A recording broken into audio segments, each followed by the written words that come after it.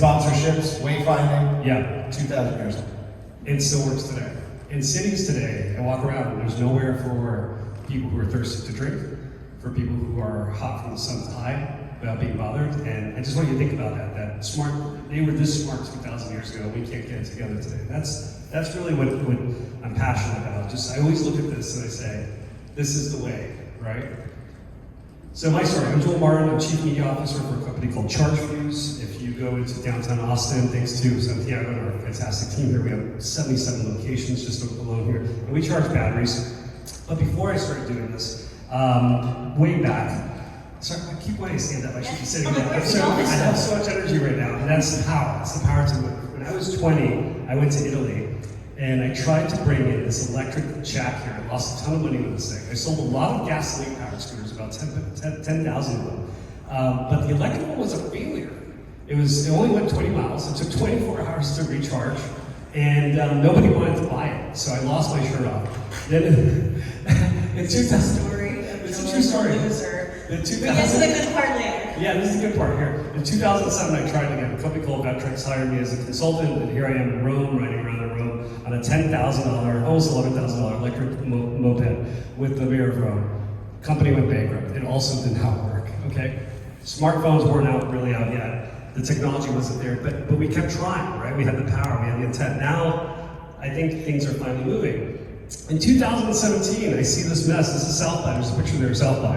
And I'm like, somebody should do something about this. And I see an article, and I read the name of this gentleman named Colin being interviewed, that he's coming up with a solution for solar bike charging and that's Tesla campus in San Jose. And I stalked this guy, I found a website with a cell phone, I call him, and I say, hey Colin, I know what you're doing, it's not gonna work, you cannot charge people to charge their bikes or their phones, only companies are gonna pay for this. I know the solution is out-of-home advertising, and this is how we make it work.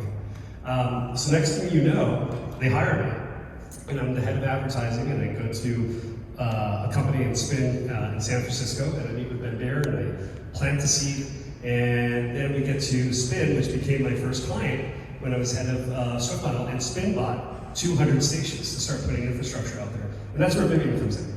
I'll let you talk a little bit about this. And that's why I wanted to be passionate and tell you my story and how we got here and why I believe in this, because it finally worked.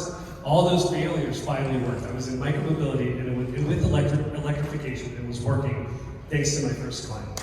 So I worked in micromobility in the very beginning. In 2018, I worked for Lime for a couple of years and then moved over to Spin. And it was my job to help introduce micromobility to cities, as I mentioned previously.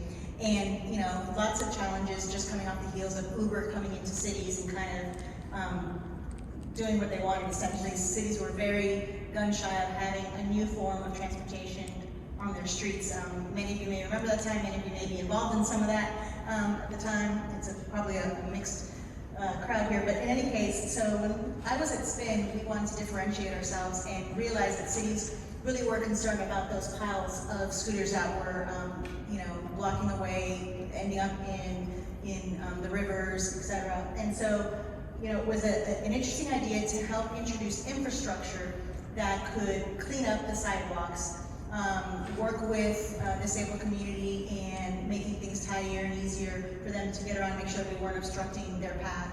And so Spin was really cutting edge, and all the other micromobility companies were really against building that infrastructure. Again, I had worked at Lime, was currently at Spin, and so that was a tool that I had in my toolbox when I was responding to cities and RFPs and proposals, and providing an opportunity to say, here's a way that you can have the new technology and the new transportation options, but also make sure that we are being friendly to the environment and to the people around us. So it really was, it was a challenge because some cities really were against scooters to begin with, but it did open doors to find a way to mitigate some of those challenges and issues, and it really was a great partnership. Any questions on Spin from the panel? No? I'm not an official spokesperson. I did. So Vivian and I were chatting, just walking out. We were talking about the challenges of scale.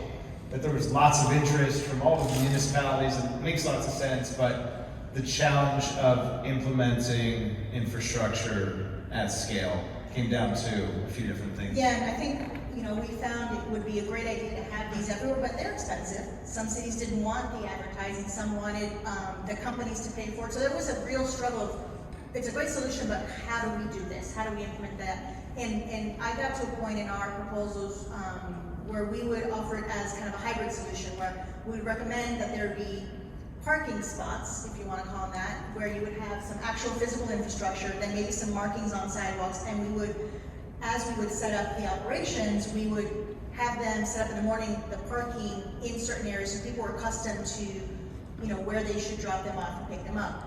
It wasn't a requirement in some cities, in some cities it does become a requirement. So over time, essentially, there was a great deal of change in the industry from the very beginning when I started in 2018 to when I left in 23, maybe?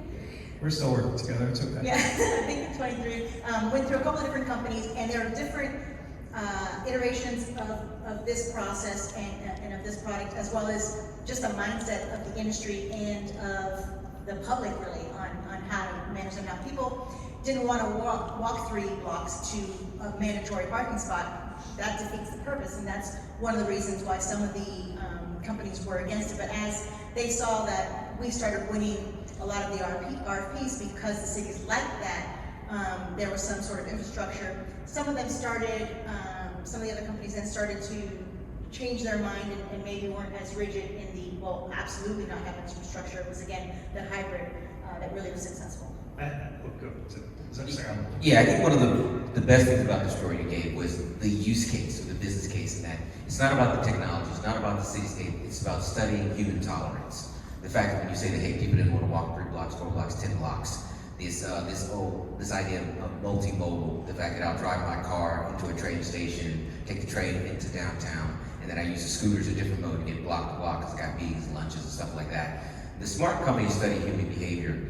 I think one of the things that was missing in the early days of the scooters is accountability. When you start looking at scooters, most of them are dumb, so they look like trash. They look like the Starbucks cup that's overfilling a trash can. It doesn't work. That's one human solve that creates yet another problem. The smart cities understood that you have to hold people accountable the same way they ride share or Turo. Like you're going to use somebody else's product or property, but you got to bring it back in the order in which you found it. So the idea of scooters and bikes being re-racked back, you can't just abandon them the way we see Walmart shopping carts around bus stations or in some neighborhood because the person's not going to walk it back to Walmart's property. So you create a recovery system. The idea is that when you start understanding human foot patterns, like literally foot patterns, the literal movement down the block, where they go, inflow, outflow, what they're willing to do, and how you can create a human governance, people policing themselves and each other. Then you see where the infrastructure works. When you see it in the pile line up in the back of the truck, it's because that level of abandonment left no accountability. And here goes a 13-year-old doing a joyride on a scooter as he essentially rolls through downtown. He's having the time of his life. It's better than a skateboard. Why would you not? And I think that's been the evolution of the industry and people understanding, having not studied human behaviors up front, but understanding that we don't create some level of governance with multiple layers. This is an infrastructure solve that will essentially fail and get kicked out, which is what a lot of cities did. So it's great to see the use case and when it worked versus when it doesn't. Then you can get to, well, how does this get paid for on a recurring basis? Like, hey, Well, here's let's a good example advertise. of that, which I was going to bring the question back to you. We actually did this in Austin for a pilot, and the city didn't want to pay for it. We gave it to the city, we paid for everything. And unfortunately, at the end, even though it was a huge success, and it actually prevented